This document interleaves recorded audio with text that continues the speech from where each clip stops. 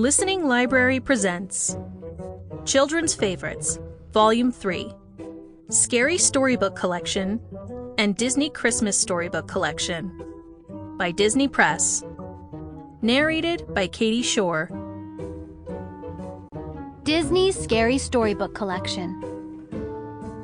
Peter Pan, The Curse of the Crow. There was nothing Smee hated more than gathering firewood, not even swabbing the decks. But Captain Hook had given him his orders. The pirate was wandering through the woods when he smelled smoke. Smee chuckled. If somebody's gathered wood for a bonfire, they've done the work for me.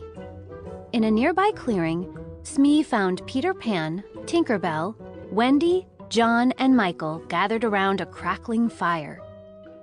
"Tell us a scary story, Wendy," Peter Pan said. A sly smile crossed Wendy's face. "Have you ever heard of the Curse of the Crow?" she asked. The boys shook their heads. "Long ago, there lived a wise old crow," Wendy began. Though he was wise, he envied the cleverness of people. Since he could not compete with them, he cursed them instead. "There were 4 signs that you had been cursed," Wendy continued. "First, there would be bird tracks. Then, soot in the soap.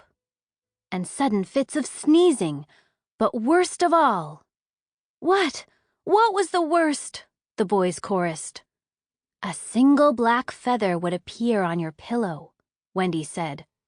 "That meant that the crow had cursed you for life." Just then, a caw, caw, caw rang through the clearing. Everyone around the bonfire jumped. Smee, who was hiding in the bushes, was so scared that his knees started knocking. He grabbed the nearest pile of twigs and skedaddled all the way back to the Jolly Roger. "Oh, Peter," Wendy said with a laugh.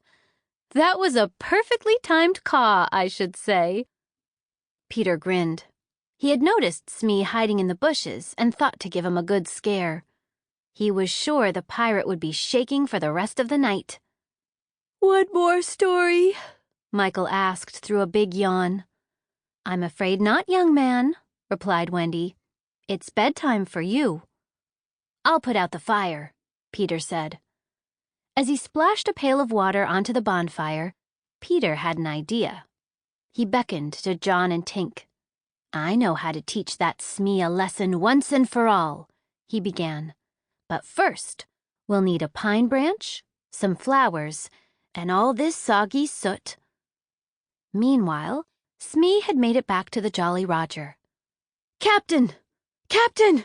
he cried breathlessly as he ran onto the ship. "What is it? The crocodile?"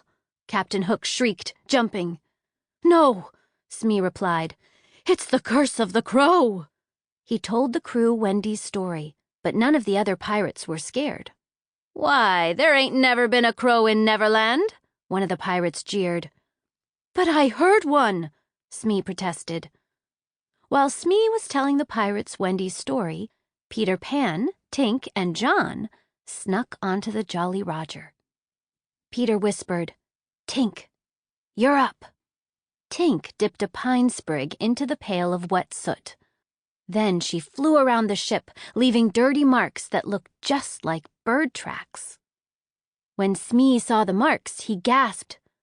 "Bird tracks!" he exclaimed. "It's the curse of the crow!" But Captain Hook did not believe in the curse.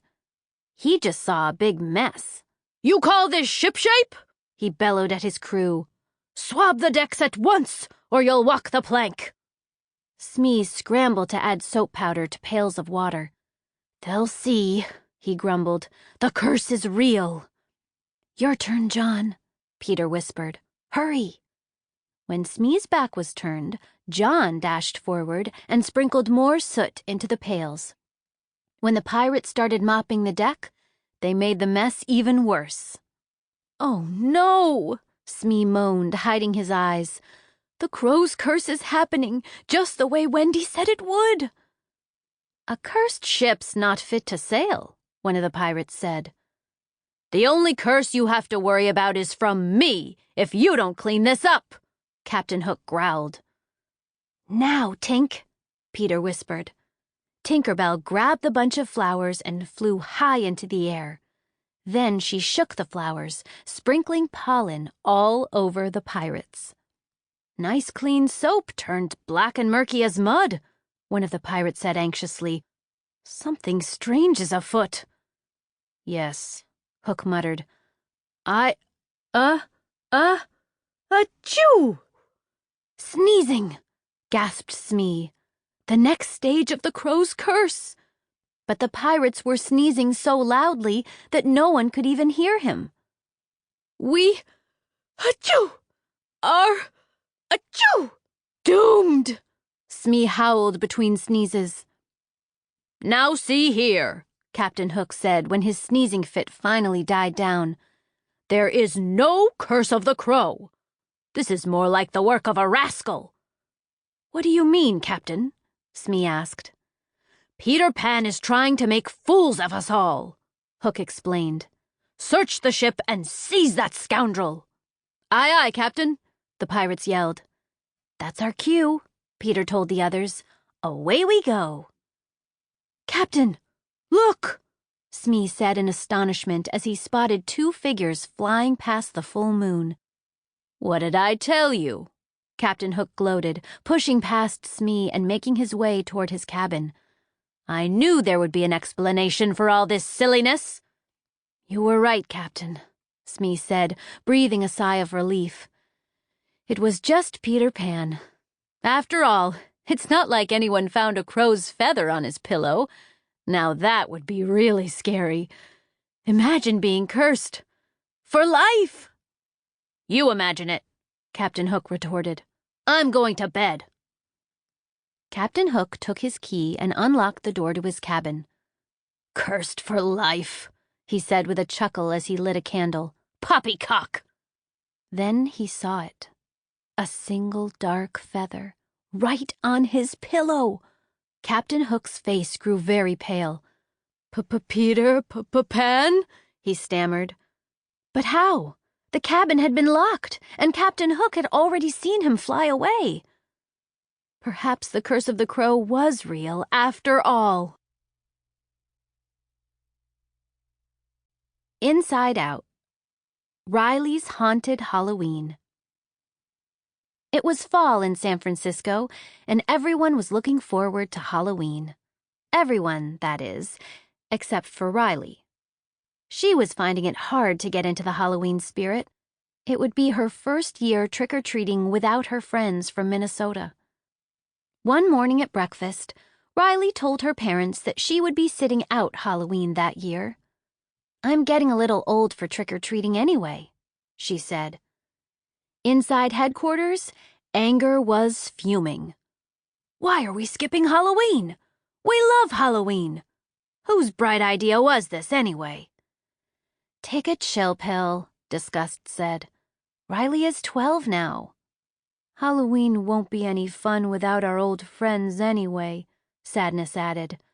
"They knew exactly what candy Riley likes. Without them, who will we trade with? We'll be stuck with all the bad candy, and then we'll end up with a cavity, and our teeth will fall out, and everyone will make fun of us, and—" Joy shook her head, interrupting Sadness before she spiraled out of control. Long-term memory was packed full of happy Halloween memories. Surely they could have fun in San Francisco, too. "Heads up! Mom and Dad are about to talk," she said. "Whatever you think is best, Riley," Riley's dad said. "But I bet there are some other new girls who feel the same way. Someone who needs a friend to hang out with." "Isn't there another new girl in class? Faye? I bet she'd like to go trick-or-treating, too," Riley's mom added. "Who's Faye?" Anger asked the other emotions, confused. Joy turned to look at Sadness. "We can't let Faye spend Halloween alone? With no friends? And no candy?" "That sounds terrible," Sadness said. "She'll probably sit by the window, watching all the other kids have fun without her. She'll think of her friends back home, and then she'll start crying. And then her face will get all puffy and her eyes will get..." Sample complete. Ready to continue?